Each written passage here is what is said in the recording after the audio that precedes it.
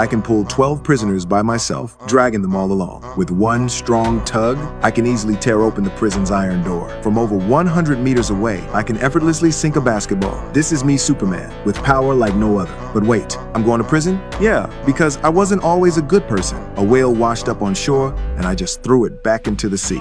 But in the process, I flipped a sailboat. There was this kid bullying everyone, so I tossed her into the sky 1,000 meters high, let her experience a roller coaster ride, and she cried her way home to her mom. I caught a bunch of criminals and stuck them on top of a building. I never think about the consequences. So the police wanted to arrest me, and the courts were after me. But unfortunately, no one can catch me. Now, I want to change my image, so I asked a PR friend for help. The PR came up with an idea. I should apologize to the public. I was super pissed about it, but I went along with the PR plan. Soon enough, I was sent to prison. Inside the prison, 80% of the inmates were people I had caught. They all wanted to kill me. I told them, don't mess with me, but no one listened, so I punished a couple of troublemakers. The crowd was stunned. 2 days later, the PR came to visit, telling me I'd been sentenced to 8 years. I was furious and tore the iron door apart, ready to walk out. The PR guy freaked out, called me a coward. He said if I was really a hero, I should learn patience, and society would eventually need me. I was convinced by him.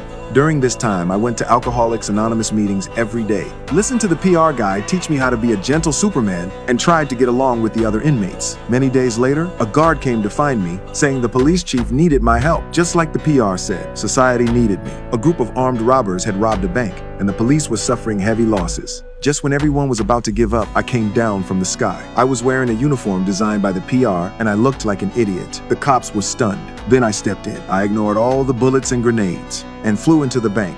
The robbers didn't even see what happened, and one by one, I threw them out. Finally, only the leader was left holding a bomb, threatening to blow up all the hostages. A few minutes later, I walked out, holding his hand, with the bomb still in his grip. All the hostages were saved. The crowd suddenly started clapping. After all these years of being hated, I received their approval. I was a little moved. That night, I had a celebration dinner with the PR guy. I told him my story. 80 years ago, I woke up in a hospital, and the doctor told me my skull had been shattered, leaving me with no memory.